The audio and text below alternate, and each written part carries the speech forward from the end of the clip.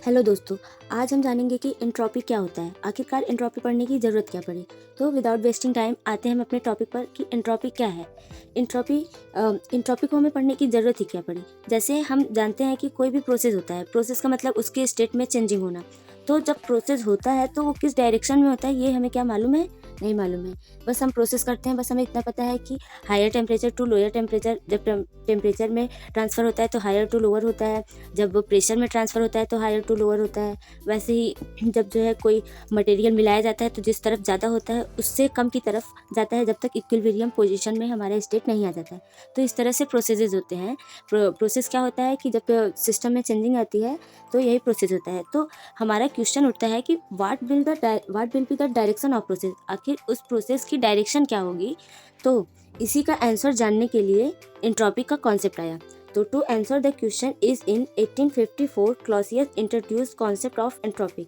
1854 में क्लॉसियस ने एंट्रोपी का कॉन्सेप्ट दिया। क्लॉसियस के बारे में तो आप जानते ही होंगे, हमने सेकंड लॉ ऑफ थर्मोडायनेमिक्स में क्लॉसियस की जो थियरी थी उसको भी बताया था। अगर आप देखना चाहते हैं तो हमारे प्लेलिस्ट बॉक्स में जाकर के देख सकते हैं।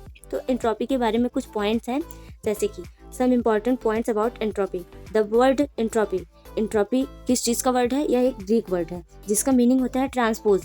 पोज मीन्स चेंज, मतलब चेंजिंग लाना। और कॉन्सेप्ट ऑफ एंट्रोपी किसने दी, 1854 में। तीसरा पॉइंट है entropy is A state function. State function means यह जो है पॉइंट पर डिपेंड करता है कि पथ पर।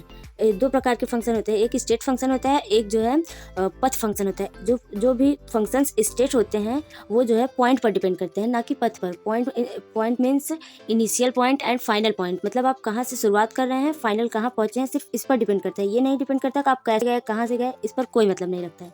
चौथा पॉइंट है any process will follow that direction in which entropy does not decrease. It means entropy in increase.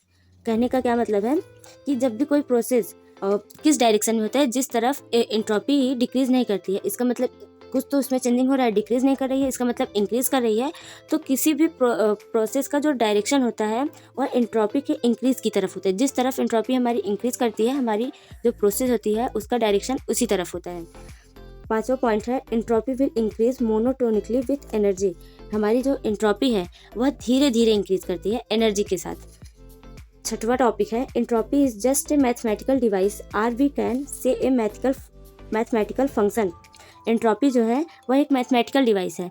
फिलहाल तो हम यहाँ पर सिर्फ एंट्रोपी के बारे में ही जान रहे हैं, तो अभी तक बस आप इतना जानिए कि वह एक प्रकार का मैथमेटिकल फंक्शन है। सातवां टॉपिक है, एक हमारे साइंटिस्ट हैं उन्होंने भी एंट्रोपी के बारे में कुछ चीज़ें बताई हैं। उन्होंने कहा है according to Boltzmann entropy is a measurement of any system. मतलब किसी भी सिस्टम में जब डिसऑर्डर होता है तो उसका मेजरमेंट आप एंट्रोपी के द्वारा ही करते हैं। हमने आपको पहले ही बताया कि एंट्रोपी एक प्रकार का डिवाइस होता है, माने एक प्रकार का एक यूनिट आप कह सकते हैं कि एक मात्रक होता है जिससे हम किसी भी चीज़ को माप सकते हैं। तो किसी भी सिस्टम में कितना डिसऑर्डर है उसको आप एंट्रोपी के द्वारा माप सकते हैं। आठवां टॉपिक है entropy tell us degree of randomness. Randomness का क्या मतलब होता है, आपने रैंडम मोशन के बारे में तो सुना ही होगा। रैंडम मोशन को आप जिग-जैग मोशन भी बोलते हैं। तो होता क्या है, जैसे कुछ सिस्टम है तो उसमें जो पार्टिकल्स होते हैं जब धीरे धीरे मूव कर रहे हैं, उसमें कुछ यहाँ है, कुछ यहाँ है, कुछ यहाँ है, ऐसे मतलब बहुत दूर दूर है, तो उसमें थोड़ा सा कम रैंडमनेस होता है। और जब वो ऐसे मतलब इधर उधर बार बार मूव कर रहे हैं तो उनमें रैंडमनेसी ज़्यादा होती है। तो जितना रैंडमनेसी होती है उतनी ही ज़्यादा एंट्रोपी भी उसमें होती है। नहीं, पहले तो एंट्रोपी ज़्यादा होगी तब रैंडमनेसी उसमें ज़्यादा होगी। Since we know any system spontaneously tends toward equilibrium, so we can say that at equilibrium entropy is maximum, hence degree of randomness at equilibrium will be maximum. अब ये स्पॉन्टेनियसली मतलब क्या होता है, स्पॉन्टेनियसली का मतलब होता है लगातार, मतलब इंक्रीजिंग ऑर्डर ही हो, उसमें डिक्रीजिंग ना हो, लगातार बढ़ता जाए, धीरे धीरे बढ़ता जाए। तो कोई भी सिस्टम अगर आपका धीरे धीरे बढ़ रहा है, बढ़ने का इन द सेंस वो जैसे कोई सिस्टम है वो डिसऑर्डर में है तो वो धीरे धीरे कोई भी चीज़ होता है वो स्टेबल होना चाहता है, इक्विलिब्रियम पोजीशन पर आना चाहता है। तो कोई भी सिस्टम है वो जब इक्विलिब्रियम पोजीशन में आ जाता है तो इसका मतलब एंट्रोपी वहाँ पर मैक्सिमम होगी। अब आप कहेंगे जैसे कोई बच्चा है, उसका मार्क्स जो है वो उसकी कॉपी चेक हो रही है, तो पहले तो उसने किसी भी पेपर में क्वेश्चन का नंबरिंग आप देखेंगे धीरे धीरे बढ़ता है। पहले 3 नंबर का क्वेश्चन आता है, फिर 5 का, फिर 8 का, इस तरह से आता है। तो इसी तरह से अगर कोई सही कर रहा है, पेपर को सही तरीके से सॉल्व किया, तो उसका धीरे धीरे नंबर बढ़ेगा। तो एक टाइम ऐसा आएगा कि जब उसका पूरा नंबर, मतलब पूरा नंबर उसे मिल जाएगा। अगर पूरा भाई कॉपी सही लिखा है तो उसे पूरा ही नंबर मिल जाएगा। तो लास्ट में क्या होता है, उसको पूरा नंबर मिलता है, मतलब हाईएस्ट मार्क्स उसका कितना होता है। जैसे 100 नंबर का पेपर है तो 100 मार्क्स मिलता है। मैथ का एग्जाम है तो मैथ के एग्जाम में तो फुल मार्क्स ही मिलते हैं, तो 100 नंबर मिल गए। तो उस समय वो स्टेबल तो हो गया, उसका मार्क्स की काउंटिंग जो है वो रुक तो गई। अब वहाँ पर क्या होता है, उसका मार्क्स एकदम हाईएस्ट पॉइंट पर है। तो उसी तरह से इक्विलिब्रियम पोजीशन पर एंट्रोपी भी मैक्सिमम होती है। अब आप इस पॉइंट पर आइए कि वो एंट्रोपी जो है वो मेजरमेंट ऑफ एनी सिस्टम, यहाँ पर आप लिख लीजिएगा कि measurement of disorder of any system. Disorder मतलब जिसमें कुछ अव्यवस्था फैली हुई हो।